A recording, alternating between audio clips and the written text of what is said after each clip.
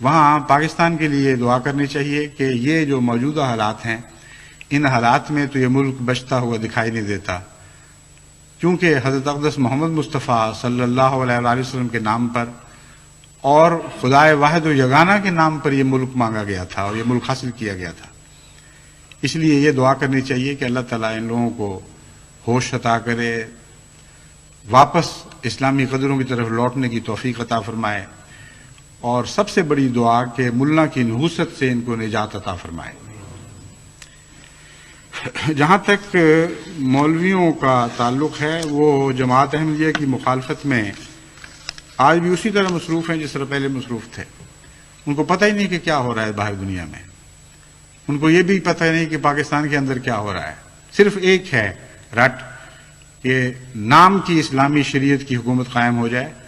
اور جماعت احمدیہ کے خلاف فتنہ، فساد، افتراء پردازی، جھوٹ، دنگا، سازشیں، یہی ان کی زندگی کا مقصد ہے۔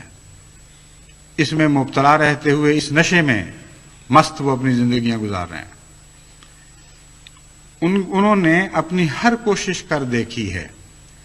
یہاں تک کہ آج ساری قوم کے لیے وہ خطرہ بن چکے ہیں۔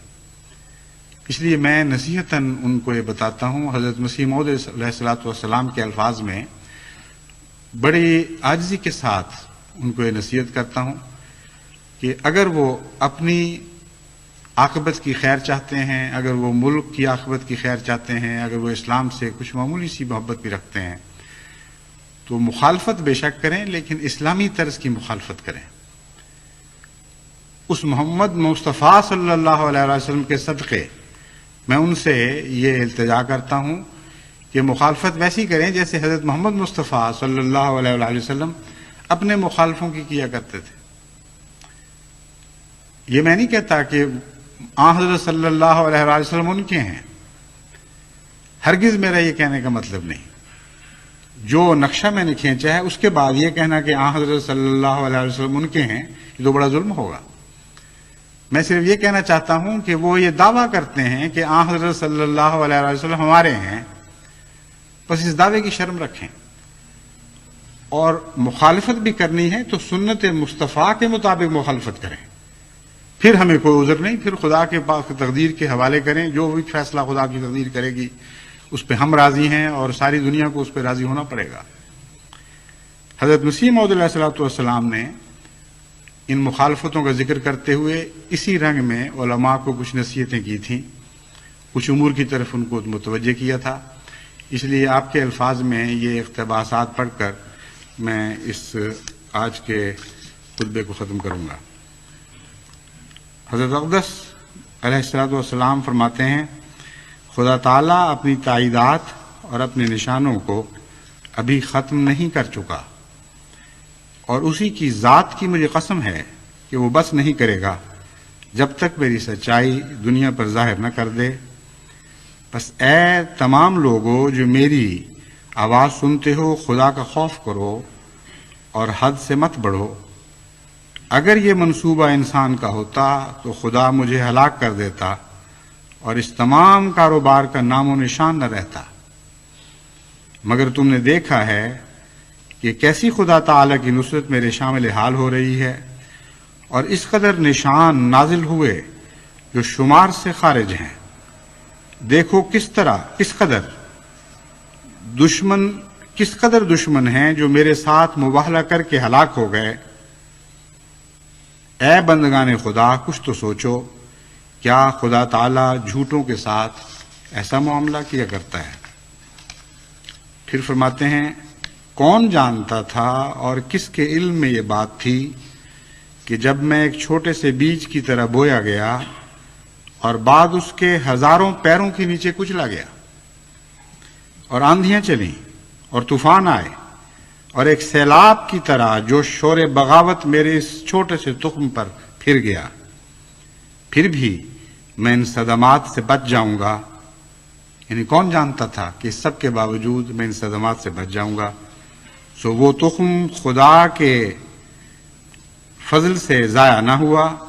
بلکہ بڑھا اور پھولا، اور آج وہ ایک بڑا درخت ہے جس کے سایہ کے نیچے 3 لاکھ انسان آرام کر رہا ہے۔ پھر آخر پر حضور نصیحتاً علماء کو مخاطب کرتے ہوئے فرماتے ہیں، یعنی ان مخالف علماء کو جنہوں نے اپنی زندگیاں احمدیت کو نیست و نابود کرنے کے لیے وقف کر رکھی ہوئی تھیں اور آج بھی کی ہوئی ہیں، میں نصیحتاً للہ مخالف علماء اور ان کے ہم خیال لوگوں کو کہتا ہوں کہ گالیاں دینا اور بدزبانی کرنا طریق شرافت نہیں ہے۔ اگر آپ لوگوں کی یہی طینت ہے تو خیر، آپ کی مرضی، لیکن اگر مجھے آپ لوگ کاذب سمجھتے ہیں تو آپ کو یہ بھی تو اختیار ہے کہ مساجد میں اکٹھے ہو کر یا الگ الگ میرے پر بددعائیں کریں اور رو رو کر میرا استیصال چاہیں، یعنی بجائے اس کے کہ تم گند بکنے میں، سازشوں میں، فتنہ پردازیوں میں حد سے بڑھ جاؤ، جیسا کہ بڑھ بھی چکے ہو۔ میں تمہیں ایک اور طریق بتاتا ہوں۔ اگر تمہیں خدا پر ایمان ہے اور خدا کی خاطر تم مخالفت کر رہے ہو تو دعاؤں سے کام کیوں نہیں لیتے؟ مسجدوں سے نکل کر گلیوں اور گھروں میں فساد برپا کرنے کی خاطر جو بھڑک بھڑک کے نکلتے ہو، واپس مسجدوں کو لوٹو اور مسجدوں میں خدا کے حضور سجدہ ریز ہو جاؤ اور دعائیں کرو کہ اے خدا، یہ وہ شخص ہے جو ظالم ہے، جس نے ایک ظالم جماعت پیدا کی ہے اور جو تیری دشمن لوگ ہیں، ہم بھی ان کے دشمن تیری خاطر ہیں، بس تو ہماری مدد فرما اور ان کو نیست و نابود کرنے میں آسمان سے کارروائی کر، کیونکہ ہماری زمین کی کارروائیاں تو بالکل ناکام اور نامراد ہو چکی ہیں۔ یہ مراد ہے کہ اس رنگ میں تم دعائیں کرو، استیصال چاہو، یعنی مجھے کلیتاً ملیا میٹ کر دینے کے لیے دعائیں کرو، جڑوں سے اکھیڑ پھینکنے کے لیے دعائیں کرو۔ پھر اگر میں کاذب ہوں گا تو ضرور وہ دعائیں قبول ہوں گی، اور آپ لوگ ہمیشہ دعائیں کرتے بھی تو ہیں، آپ لوگ ہمیشہ دعائیں کرتے بھی ہیں، لیکن یاد رکھیں کہ اگر آپ اس قدر دعائیں کریں کہ زبانوں میں زخم پڑ جائیں اور اس قدر رو رو کر سجدوں میں گریں کہ ناک گھس جائیں اور آنسوؤں سے آنکھوں کے حلقے گل جائیں اور پلکیں جھڑ جائیں،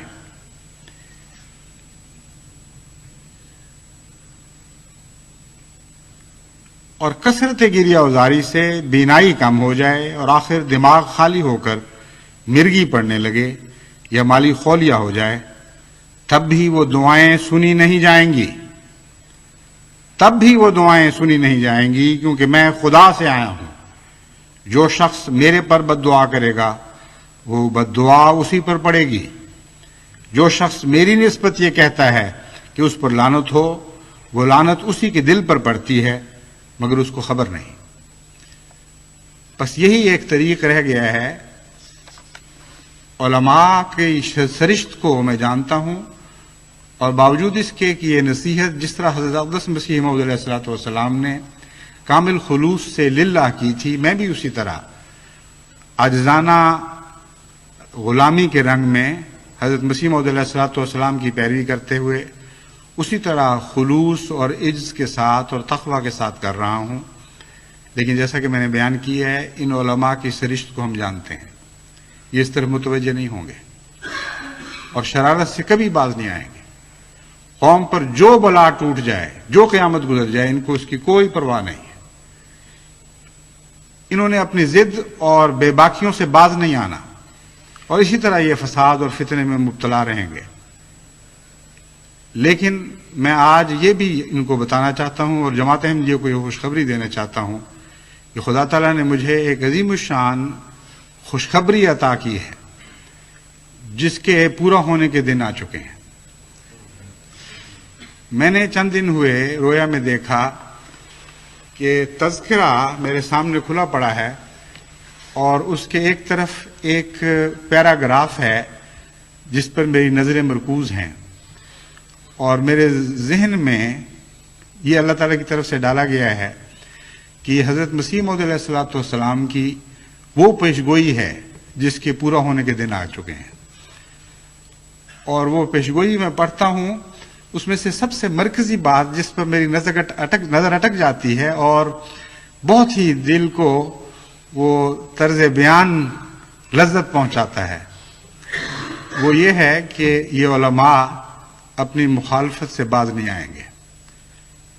اور جس طرح دکھ اور آزار پہنچانے کے لیے دن رات کوشش کر رہے ہیں اسی طرح کرتے چلے جائیں گے. لیکن